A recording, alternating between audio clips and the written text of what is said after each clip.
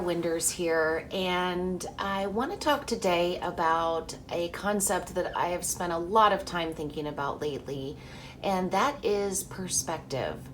Now, the word perspective is a Latin word, and it literally means to perceive or to look through.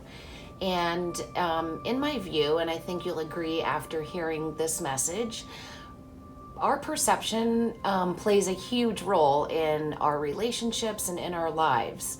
Now, we each have a unique perspective from which we view the world, and that's shaped by our upbringing, our parents, their beliefs or caregivers, our religious and some cultural beliefs. It's a conglomeration of personal factors that combine to create a person's very personal look on the world and a personal point of view. Wondering why perspective is so important, and that's a really valid question. Like, what real importance does it truly have, right? So we actually, as humans, our brains, I should say, automatically seek evidence to interpret the way we view the world. So when things happen to us, different encounters or situations, we are just subconsciously looking for evidence to kind of support our view on whatever it is. And I'm going to give you an example here. A 30-year-old man returns to his elementary school, excuse me, and is immediately shocked. When he was a child, the school felt enormous to him.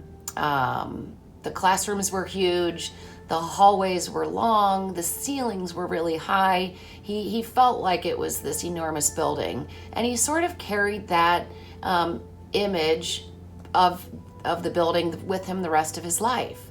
Now, when he got to around age 30, he went back to the elementary school and toured it, and just could not believe how wrong he had been. The school was actually very small. It had low ceilings, if anything, and he felt even in comparison to other schools, it was kind of a small school. So he was completely shocked, and this was a great way for us to illustrate perspective. When the man was a young child, the school felt big from his perspective at that age and at that size. When the man had grown, he had a completely different perspective after having 30 years of life experiences, being in a number of other buildings, being in other schools. It really kind of put it into perspective for him. So that is an example I use often. Another one is, and you can hear this from law enforcement officials, when there is a car accident or something of that nature, and there is a requirement for witness accounts of what has happened, people often find that two people involved in the same accident will actually give varying accounts of what had happened. Now, doesn't mean that either one is wrong, but it means that they have each their own perspective, which is how it should be. So just another example where two people will see things in a different light. Now, in this video, I'm going to share about a couple. I've changed their names. I'm going to call them Jeff and Tara. And I'm going to start by sharing this example. Jeff travels for work, and he works with other people who travel frequently for work. Now, he's gone about 3 times a month. And for Tara, this feels like it's overwhelming. He's gone all the time. She feels very alone. But when you talk to Jeff, being in that industry and working with others who travel, he thinks 3 times a month is really light. He feels like he hardly ever travels. So again, this is just 2 different people's perspectives, and we will talk more about Jeff and Tara here in a sec. We often also talk about a term in therapy called sentiment override. Now, this is a term coined by Dr. John Gottman. It's based on his work, and it's something which I completely agree with and feel is very valid and important. And the concept of sentiment override is basically a couple's perspective on how they see each other and the relationship. Now, each person in the couple will have their own separate perspective, of course, but the way that they view the relationship is based on this sentiment override. When we talk about sentiment override, there are actually two types, if you will. The first is positive sentiment override, and the second is negative sentiment override. Now, this sounds like a fancy term. You can replace sentiment override with perspective, if that's an easier way to think of this. Basically, when you deal with sentiment override, you are often in either a positive or a negative state. So sentiment override itself isn't necessarily a state that someone's in. Rather, it's kind of the category. And within that, ideally, each member of the couple is in positive sentiment override. However, by the time couples come to therapy, it's common, I would say, that most are, or at least one is, in a negative sentiment override loop, which, as it sounds, is when the negative sentiment override continues. And when that happens, it's often hard to kind of break out of that cycle. But obviously, the first step in solving most problems is recognizing them. So just thinking about sentiment override and trying to determine where you fall is really important. The example I used earlier of a couple who we will refer to as Jeff and Tara. And in this scenario, and this is based on an actual couple, but I have changed some of the details. In this example, though, Jeff is the husband, and he travels a lot for work, and Tara is the wife who works but stays in town. Now, when Jeff was getting ready to leave for a trip one day, he was very frustrated. He couldn't find something that was missing for his suitcase. He began to get really angry, and he left the house angry. As he drove to the airport, he started thinking about all of the things that Tara hasn't done lately. He blamed her for the missing item that he had been looking for. He began to think about how, and shared this with her later, how she had offered to clean out the closet a week ago and hadn't done it. He started thinking about how they had talked about doing something to repair the car and she hadn't followed through on that. Now, alone, these may have each been kind of minor things, but Jeff began to get himself into a negative sentiment override loop, meaning at this point, as time progressed, he wasn't able to see any of the positive things Tara had done or does. He was just seeing the negative. So the mental filter that he was using was this negative sentiment override. And once a person gets into that loop, it can become really tough to break out.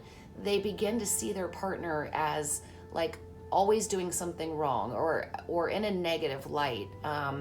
So as time progresses, for Jeff at least, this feeling gets more intense. Now, he begins to travel for work, and while he's on the trip, this feeling continues.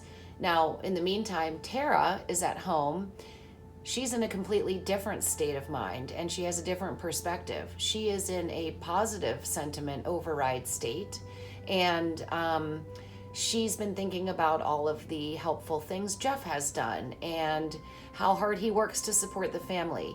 So while his thoughts are almost completely negative, at least with regard to Tara and the relationship, her thoughts were mostly positive. Now, this is where the story sort of begins, but as you might imagine, in time, without any help or intervention or even acknowledgement of the issue, this progressively got worse. While Jeff remained in this negative sentiment override loop, Tara continued to stay positive. However, in time, because Jeff did not communicate any of this to Tara, he began to silently resent her and to just kind of remain in a state of frustration. And he ended up getting further and further into that negative sentiment override. Now, he one of the things he stopped doing was really opening up about his day. He was kind of resentful in general, and he didn't really want to come home and tell Tara all about his day. He no longer felt that connected with her.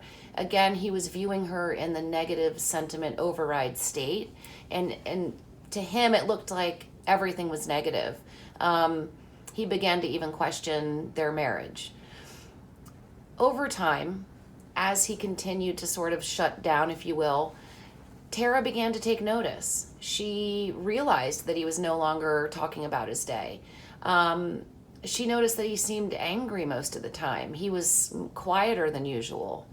Now, she asked him, a number of times what was wrong, did try to attempt to kind of get to the heart of the matter, or at least acknowledge that she knew something was up.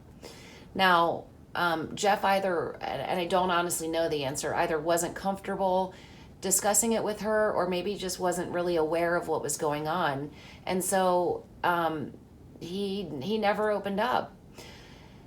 After some more time passed, Tara began to view Jeff in a state of negative sentiment override. She started to think, well, he doesn't have anything to say to me, and when he comes home from work, he's no longer interested in talking to me. She noticed that he had been so angry, and after repeated attempts to find out what was wrong, she began to get really frustrated. She suspected that perhaps he was having an affair, or had stopped loving her, or just that something else was going on. Now, this continued, and again, now this is over a period of weeks or months even. Tara began to get into negative sentiment override. She shut down herself. She silently resented Jeff. She no longer asked or really cared what was wrong.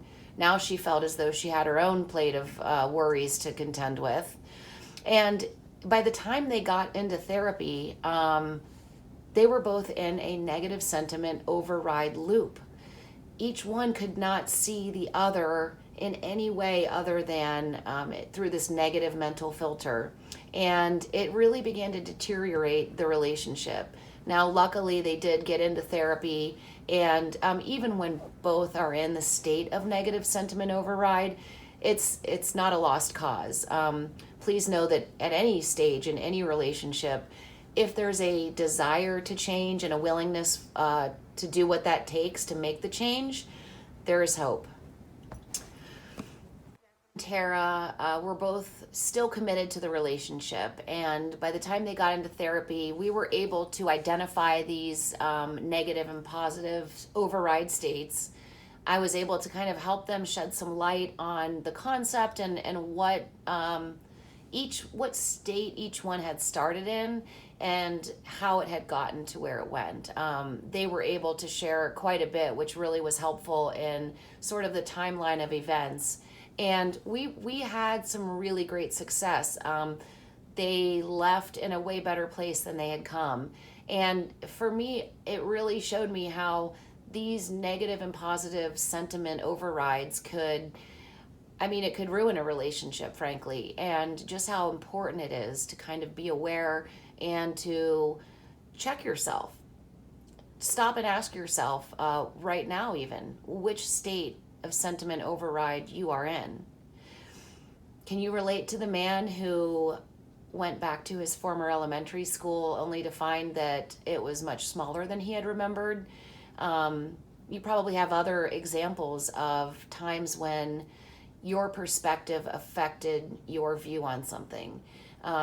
We won't go into politics here, but right now that's a really great example on how each person has their own perspective on what's wrong or what's needed, or who they think should run the country.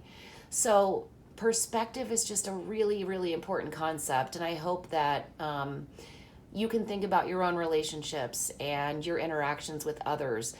Do you go through your day in a negative sentiment override loop? Are you viewing things negatively through this mental filter? Or do you find yourself kind of fluctuating between the two? Now, ideally, we get to positive sentiment override, but that's not always realistic.